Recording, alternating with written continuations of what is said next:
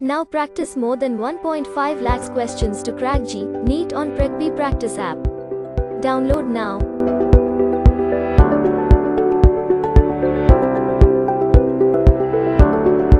अब चूंकि हमने G बात किया है, G is nothing but gravitational field, तो अब हम यहाँ पे एक रिलेटेड कॉन्सेप्ट डिस्कस करेंगे, that is gravitational field that is called as acceleration due to gravity of earth। धरती के ग्रेविटेशनल फील्ड के बारे में बात करेंगे, और धरती के ग्रेविटेशनल फील्ड को हम क्या कहते हैं? एक्सेलरेशन ड्यू टू ग्रेविटी कहते हैं, जिसका वैल्यू 9.81 धरती के सरफेस पे होता है। तो धरती क्या है? धरती is like a solid sphere, earth is a solid sphere. तो हम फॉर्मूला किसका यूज करेंगे? सॉलिड स्फीयर का यूज करेंगे। तो सबसे पहले at a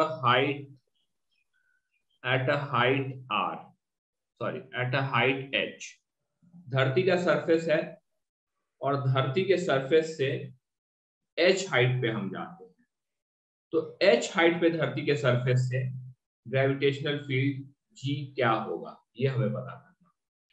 तो हमें पता है कि जो फॉर्मूला होगा वो होगा Gm/r², और r का जो वैल्यू होगा यहाँ पे, where r is equal to capital R plus h। तो G जो हमारे पास हो जाएगा वो हो जाएगा Gm/r plus h whole square.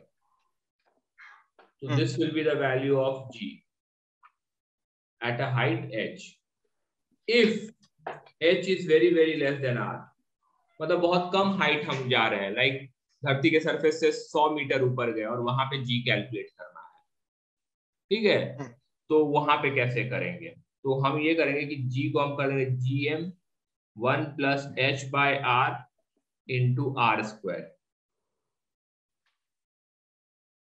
Is it fine?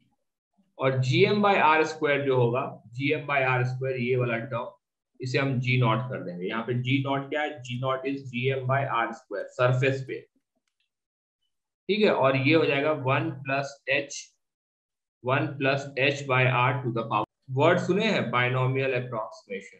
Binomial approximation कहता है कि यदि 1 plus x to the power n है, if x is very small compare to 1, तो 1 प्लस xn जो होगा वो नियरली 1 प्लस nx हो जाता है। तो यहाँ पे 1 प्लस h/r है, और h जो है बहुत ही छोटा है r से, तो h/r 1 से बहुत छोटा हो जाएगा। तो हम यहाँ पे G is equal to G0 1 minus 2h/r ये लिख देंगे। तो आपको दोनों फॉर्मूला याद रखना है, ये भी, और यदि if h is very very less than r, तो फिर G is G0 1 minus 2h/r। फिर second thing, G inside the earth at a depth d inside, धरती के अंदर, धरती के सरफेस से ये यहाँ पे है, और सरफेस से एक पॉइंट P पे जाते हैं जिसका डिस्टेंस d है। तो अंदर में जो G का फॉर्मूला होता है वो होता है Gm/r³ तो इसे हम लिख सकते हैं Gm/r² इंटू r/r। तो इसे हम लिख सकते हैं G is equal to G0 into r/r, लिख सकते हैं ये। और G0 क्या है? सरफेस पे है, acceleration due to gravity. Small r की जगह पे यहाँ पे क्या लिख सकते हैं? क्या हम इसे r को r माइनस d लिखेंगे? तो ये क्या हो जाएगा? G is equal to G0 1 minus d/r। तो अंदर भी जाएंगे तो डिक्रीज होगा, बाहर भी जाएंगे तो डिक्रीज होगा। सबसे ज्यादा कहाँ पे रहेगा? अर्थ के सरफेस पे। इस तरह का ग्राफ होता था ना, याद है आपको ग्राफ? ये ग्राफ भूल गए? याद है? That is G0 r is equal to r versus G का ग्राफ। तो यदि आप धरती के सरफेस से ऊपर भी जाएंगे तो आपका वेट कम होगा, धरती के सरफेस के अंदर भी जाएंगे तो आपका वेट कम होगा, क्योंकि G घट रहा है, weight is equal to mg होता है। चलिए, अब एक लास्ट पॉइंट आज खत्म करने से पहले, थोड़ा टाइम और मुझे देना पड़ेगा ग्रेविटेशन में आपको, ठीक है? So next class half an hour gravitation में देंगे, उसके बाद करंट इलेक्ट्रिसिटी स्टार्ट कर रहे होंगे। That is effect of rotation of earth on G. धरती घूमता है ना हमारा, तो उसके रोटेशन का क्या इम्पैक्ट होता है जी पे, वो भी हमें देखना है। तो हमने देखा डेप्थ का क्या इम्पैक्ट होता है, हमने देखा हाइट का क्या इम्पैक्ट होता है। अब हम देख रहे हैं यहाँ पे, अब हम देख रहे हैं कि रोटेशन का क्या इम्पैक्ट होता है जी पे धरती के लिए। तो हमारा अर्थ है, हमारा अर्थ का एक्सिस है, अर्थ का एक्सिस ओमेगा से रोटेट कर रहा है। आपको पता है इसका एंगुलर वेलोसिटी अर्थ का क्या है, 2 पाई divided by 24 into 60 into 60 radiance पर सेकेंड। एक लाइन होता है जिसे कहते हैं इक्वेटर। आप यहाँ पे नागपुर में बैठे हुए हैं, दिस इज नागपुर। धरती के सेंटर से मैंने एक लाइन बनाया, लेट से पुणे में बैठे, नागपुर में नहीं, पुणे में बैठे, ठीक है। धरती के सेंटर से मैंने एक लाइन बनाया, कनेक्ट कर दिया आपको, और ये वाला एंगल थीटा ले लिया। इस एंगल थीटा को क्या नाम दिया गया पता है आपको? इस थीटा को कहते हैं लैटिट्यूड, सुना है ना आप?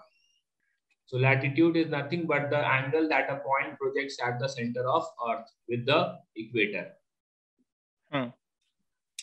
अब यहाँ पे आप रोटेट कर रहे हैं, धरती घूम रहा है तो आप भी गोल गोल घूम रहे हैं इस तरह से। तो आप एक सर्कल में जा रहे हैं, जो सर्कल मैंने ब्लू कलर से यहाँ पे बनाया है। तो जब भी कोई बॉडी सर्कल में मूव करता है तो उस पे एक फोर्स लग रहा होता है, that is called as centripetal force. या धरती के फ्रेम से देखेंगे तो उसी फोर्स को हम फिर सेंट्रीफ्यूगल कहने लगते हैं। तो इधर की तरफ एक फोर्स लग रहा हुआ, दैट विल बी आपका mass omega square small r, where r is the radius of this. Okay, mv square by r भी कर सकते हो, ओमेगा के टर्म में मैंने लिखा है। फाइन। इधर की तरफ नॉर्मल रिएक्शन लग रहा होगा धरती की तरफ से, और धरती से अट्रैक्ट कर रही होगी ग्रेविटेशनल फोर्स से। ये जो नॉर्मल रिएक्शन होता है सिद्धार्थ, ये होता है m इंटू जी डैश, मतलब आदमी का mass into acceleration due to gravity at that point. Okay, तो इसे हम कभी कदार जी इफेक्टिव भी कहते हैं। कि इफेक्टिव जी क्या है, सारा वेरिएशन लेके। तो यहाँ पे ये एंगल थीटा है, तो ये वाला भी एंगल थीटा होगा। तो इधर की तरफ जो हो जाएगा, ये हो जाएगा m omega square r cos theta. तो हम यहाँ पे लिख सकते हैं F G minus n minus m omega square r cos theta is equal to 0। Balance कर दिए सारे फोर्सेस को। सो n जो होगा सिद्धार्थ, वो हो जाएगा F G minus m omega square r cos theta. और ये जो r है, अब r का देखिए, ये कैपिटल R है, ये स्मॉल r है, ये थीटा है। तो r जो हो जाएगा वो हो जाएगा कैपिटल R cos थीटा। एक minute, this is r, this is theta, तो r is equal to r cos theta हो जाएगा। सो n जो हो जाएगा वो हो जाएगा F G minus m omega square r cos square theta capital R। ठीक है, धरती के रेडियस के टर्म्स में कर दिया, स्मॉल r की जगह पे r cos थीटा। n की जगह पे हम लिख सकते हैं m इंटू जी इफेक्टिव। एफ जी के जगह पे हम लिख सकते हैं m इंटू जी नॉट, धरती के सरफेस पे जो एक्सेलरेशन ड्यू टू ग्रेविटी होगा, minus m omega square r cos square theta. तो m gets cancelled out, g effective is g naught minus omega square r cos square theta. This is the variation of g with rotation. यदि rotation नहीं होगा तो g is equal to g naught हो जाएगा। ठीक है, if no rotation, तो हम कह सकते हैं omega is equal to 0, so G effective is equal to G naught, that is G M upon R square. लेकिन रोटेशन हो रहा है, तो इक्वेटर पे बता सकते हैं, इक्वेटर पे जी का वैल्यू कितना होगा, जी इफेक्टिव का वैल्यू कितना होगा, इक्वेटर पे थीटा का वैल्यू कितना होगा, 0 डिग्री। तो जी हो जाएगा G naught minus omega square R. At poles poles पे थीटा का वैल्यू कितना होगा 90 डिग्री, तो जीरो जी क्या हो जाएगा G0। मतलब आपका सही वजन जो होगा वो पोल्स पे पता चल रहा होगा, इक्वेटर पे आपका सही वजन पता नहीं चल रहा होगा, जितना वजन होगा उससे कम वजन होगा। तो यदि आप अच्छे, मान लेते हैं आप कोई शॉप ओपन करते हैं जहाँ पे आप वजन नाप नाप के कुछ बेचना रहता है, तो it will always be profitable for you to buy things at the poles and sell the things at equator.